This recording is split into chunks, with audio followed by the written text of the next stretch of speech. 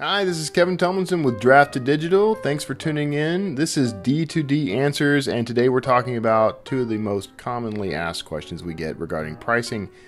First, can you price your book for free? And second, how do I change the price of my book that's already been published? So stick around and enjoy, and we think you're going to get a lot out of this one. Okay, two of the questions we get most often about pricing. Can I list a book for free, and how do I change the price of a published book?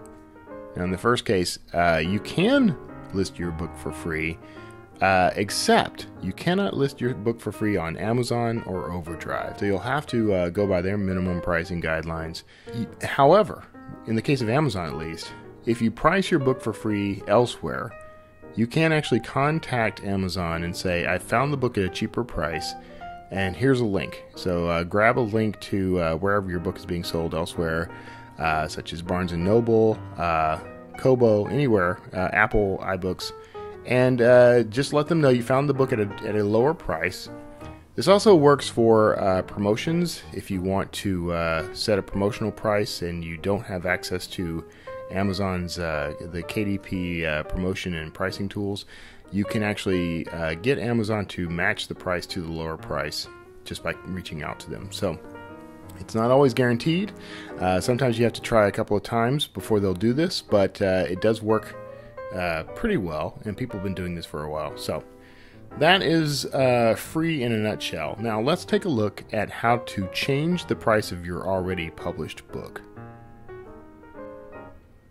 Okay, first you're going to want to go to draft2digital.com, obviously, and you're going to want to log in if you're not already logged in. So click login, and if you've logged in with us before, and we're assuming you have an account, but if you've logged in with us before, your information may be saved here. Otherwise, just enter your email address and password. Hit submit. Now, we've come directly to the My Books page. If you find that you're on reports or your account page or somewhere else, you can click this orange My Books button and it'll bring you right here. Now this is where your books will be listed.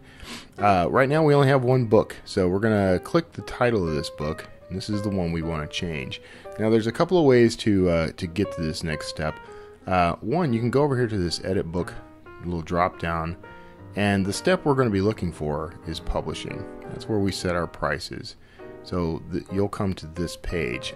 Just in case, let's go back, and here on the book page, if you scroll down here where you can track your sales, you can see I'm not selling very many copies of this book, The Lorem Ipsum Conspiracy. But you can click on Edit Book here, and it'll take you to essentially the same place. You just would click on step number 4 here, just publish, and it'll take you to the pricing page. Right now, there's no price set for this book, which means we don't have any projected royalties. So what we're going to do, let's go ahead and we're going to set the price of this book at $4.99, and that's US. You can see right here, US dollars. If you now you can see that we get a projected royalty, $2.97. That's kind of an average across the various storefronts. That's based on the percentages that we take and the percentages that the retailers take. You should get around this with each sale. So if you want to set your price at 0, you would just say 0.00, and you won't get any projected royalties. But you will be able to publish now with Amazon Kindle and you will not be able to publish with Amazon Kindle or Overdrive directly. So that there is a limitation there. Everywhere else, you would just select the storefronts that you want to publish to, and you can keep moving, keep rolling. So because we don't want to publish this book necessarily, I'm going to turn those off. Let's go ahead and set this price back to $4.99. Okay, and we've got our projected royalty here. Now, you might want to change your price depending on which region it's selling in. And there are a few reasons why you might want to do this, but let's click on Manage Territorial Prices. So here we see that we have some pricing control based on whatever part of the world we're targeting. And here you get to be able, you can actually click and change your price per storefront. So let's say that we don't feel it's fair that Canadians have to pay $2 extra, which is, kind of a misnomer. These are based on exchange rates or whatever. You can see that by entering the price here, it automatically populates all these fields. But let's say we want to match the Canadian price to the US price for some reason, and we can hit the $4.99 there, and that will become the Canadian price. Let's say though that we want to let's hop over to, we've got some of these that do not end in 99 cents. A little note about the 99-cent intervals here. Apple actually requires you to price at 99 cents unless you're pricing for free. And this is something built into Apple's terms of service. If you do not price your book within one of their tiers, or you enter a non-standard price, they will round your price into one of their tiers. Basically, they'll make it .99, whatever you choose. So if you had listed your price as $4 even, 4.00, they would probably, I believe, drop it to $3.99, or they might make it $4.99. I'm actually a little unclear on that, but you may want to experiment there. But just know, Apple is going to make the book .99 cents, no matter what you price it at, unless you're pricing for free. If you want to get some more information about that, you'll see a link pop up on your screen right around now, and you can go and visit the user guide, the iTunes Connect Publisher User Guide. You can download that as a PDF and get all of the information you need about pricing right from there and how Apple pricing works. Beyond that, you can essentially set your price for anything you want. We recommend setting it at a standard price like $4.99, $2.99, 99 cents, because that meets the reader's expectations for pricing. And you might want to do a little research and find out what average prices are and good prices are for various regions.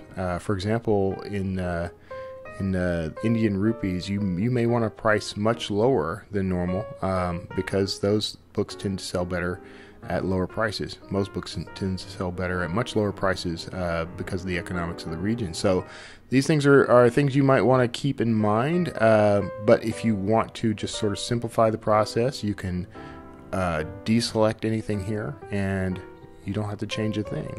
In our case, let's go ahead and make this $4.99 for Canada, and we'll change our pricing. And you can see that it doesn't impact our projected royalties.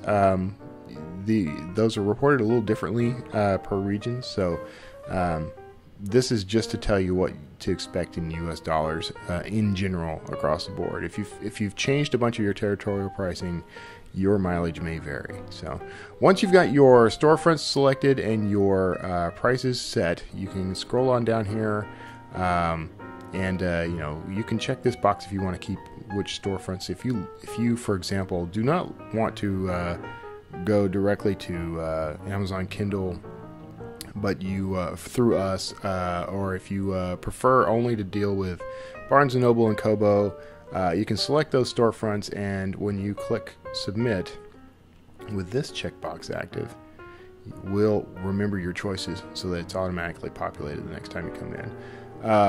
In this case, we don't want to actually publish this book, so I'm going to hit submit just to show you. These are the rights confirmation.